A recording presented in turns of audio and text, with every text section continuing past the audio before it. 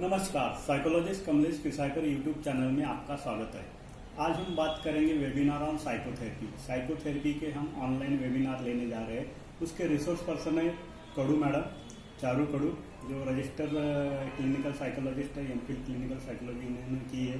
साथ में ये government hospital civil hospital Wardha में as a clinical psychology DMHP district mental health programme में ज्वाइंट है। तो आज हम इस वर्कशॉप के बारे में बात करते हुए जो लोगों के क्वेश्चन है, जिनको ये वर्कशॉप करना चाहिए, काउंसलर है, साइकोलॉजिस्ट है, डॉक्टर है, मेडिकल प्रोफेशनल है या पेशेंट भी है, वर्कशॉप कर सकते हैं। तो इसके बारे में हम आज बात करेंगे कि व्हाट इज साइकोथेरेपी, मतलब साइकोथेरेपी या साइकोलॉजिकल थेरेपी मतलब क्या है। जैसे साइकोथेरेपी एक उपचार का भाग है। जैसे हम कोई पेशेंट्स अगर डॉक्टर के पास जाता है तो उसको दवाई दी जाती है। जैसे फिजियोथेरेपी है, अगर कोई अस्थि व्यंग है या किसी को कोई प्रॉब्लम हुआ है, फ्रैक्चर हुआ है, तो उनको एक थेरेपी के थ्रू, एक एक्सरसाइज के थ्रू हम उसको ठीक करते हैं। वैसे ये जो मानसिक बीमारी होती है, तो मानसिक बीमारी में जो लक्षण दिखते हैं हम लोगों को, तो उस लक्षण के वजह से या उस बीमारी के वजह से इंसान के जो थिंकिंग लेवल है या उनके इमोशंस है या उनके बिहेवियर है, उन पे भी असर पड़ता है। तो मेनली जो होती है कि साइकेट्रिक मेडिसिन जो काम करता है, तो हमारे दिमाग में जो अलग अलग तरह के रसायन होते हैं, तो उनको बैलेंस करने का काम ये साइकेट्रिक मेडिसिन करती है। लेकिन उनके बिहेवियर को, उनके इमोशंस को या उनके थिंकिंग को हमें अगर रिस्ट्रक्चर करना है या उनको फिर से हमें ठीक करना है, तो हमें साइकोथेरेपीज का यूज करना पड़ता है। उसमें भी हम जैसे अलग अलग टेक्निक्स होती है, अलग अलग थेरेपीज होती है, तो वो भी साइकोथेरेपीज यानी मानसिक बीमारी पे एक उपचार थेरेपी है। बहुत अच्छा। हम साइकोथेरेपी का वर्कशॉप कर रहे हैं। लोग का एक प्रश्न रहता है कि कितने प्रकार के, कितने टाइप के साइकोथेरेपी है और हम क्या इस वेबिनार में क्या क्या पढ़ाने वाले, और आगे के वर्कशॉप में भी क्या उस टाइप के प्रकार हम बताएंगे। जैसे पहले हमें, जैसे बाकी लोगों को जो पता है, तो बहुत लिमिटेड थेरेपीज लोगों को पता है। जैसे बिहेवियर थेरेपी होती है या कॉग्निटिव बिहेवियर थेरेपी होती है। लेकिन अभी जो हमारा रिसर्च है साइकोलॉजी में, वो उतना बढ़ गया है और अलग अलग तरह की थेरेपीज डेवलप हो गई है। तो जैसे बिहेवियर थेरेपी है ही, कॉग्निटिव बिहेवियर थेरेपी है, रैशनल इमोटिव बिहेवियर थेरेपी है। एडिक्शन के लिए हम मोटिवेशनल एनहांसमेंट थेरेपी करते हैं। सिर्फ एडिक्शन के लिए नहीं, जो इधर अदर जो साइकोटिक इलनेस होते हैं, जहाँ पे पेशेंट्स को मोटिवेशंस कम रहता है, चाहे वो ट्रीटमेंट के लिए हो या फिर उनके इनसाइड डेवलपमेंट के लिए हो, ऐसी जगह पे भी हम वो थेरेपी का यूज करते हैं।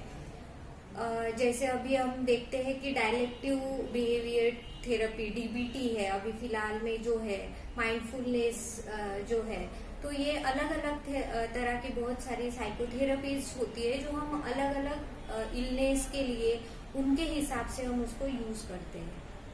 अभी तक के जो वर्कशॉप होते हैं या काउंसलर, साइकोलॉजिस्ट, प्रोफेशनल या डॉक्टर के लिए होते हैं, तो मैं लोगों का ये भी, क्या क्लाइंट या पेशेंट भी ये थेरेपी सीख सकता है? बिल्कुल बिल्कुल, क्लाइंट या पेशेंट भी, जिसको हम को थेरेपिस्ट कह भी सकते हैं। जैसे किसी थेरेपिस्ट के पास या किसी साइकोलॉजिस्ट के पास अगर हम जाते हैं, तो मे भी कभी कभी हमको जरूरत पड़ती है कि हमारे साथ कोई को थेरेपिस्ट हो, या फिर तो वो को थेरेपिस्ट कौन कौन रहता है, तो कोई भी काउंसलर्स या कोई भी थेरेपिस्ट हमारा को थेरेपिस्ट रह सकता है।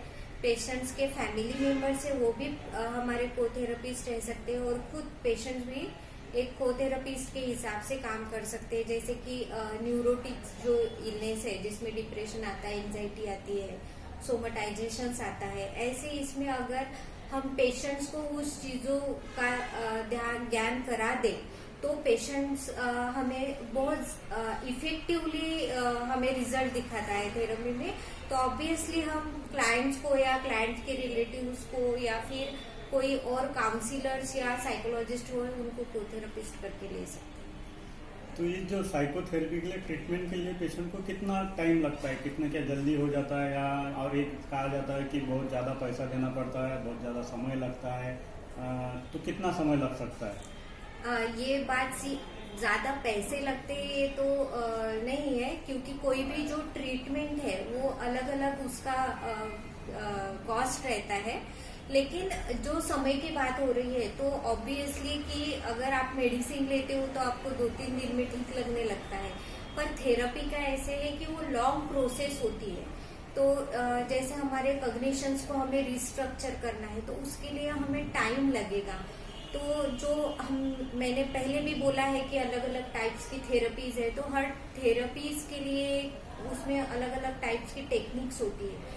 तो मे बी कभी कभी पेशेंट्स पे भी डिपेंड करता है कि वो कितनी जल्दी रिकवरी दिखाए, तो उसके हिसाब से उसको टाइम लगता है। लेकिन अब कुछ कुछ थेरेपी ऐसी है जो जिसका टाइमिंग है, सेशंस सेट किए हुए हैं, जैसे सीबीटी है, बीटी है, तो उसमें हम अगर देखा जाए हमें तो उसमें टाइमिंग दिया हुआ है कि इतने टाइम से लेके आप वो थेरेपी ले सकते हो, या फिर इतने सेशंस आपको, जैसे फॉर एग्जांपल हमें रिलैक्सेशन थेरेपी लेना है तो रिलैक्सेशन थेरेपी में हमें मिनिमम 5 सेशंस कंपलसरी करने ही होते हैं। तो ऐसे जो सीबीटी है, बीटी है और भी जो थेरेपीज है तो उनमें हमें कुछ सेशंस जो है वो कंपलसरी कंटिन्यू करने पड़ते हैं।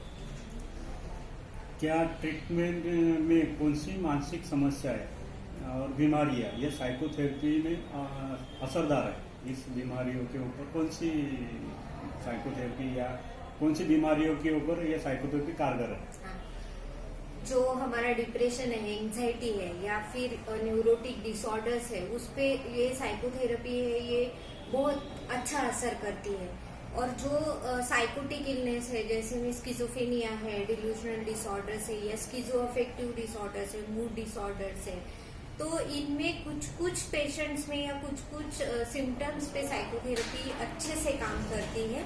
लेकिन अगर हम कंपैरिजन देखा जाए तो साइकोटिक इलनेस के हिसाब से जो न्यूरोटिक डिसीज है उस पे साइकोथेरेपी बहुत ज्यादा इफेक्टिव काम कर सकती है।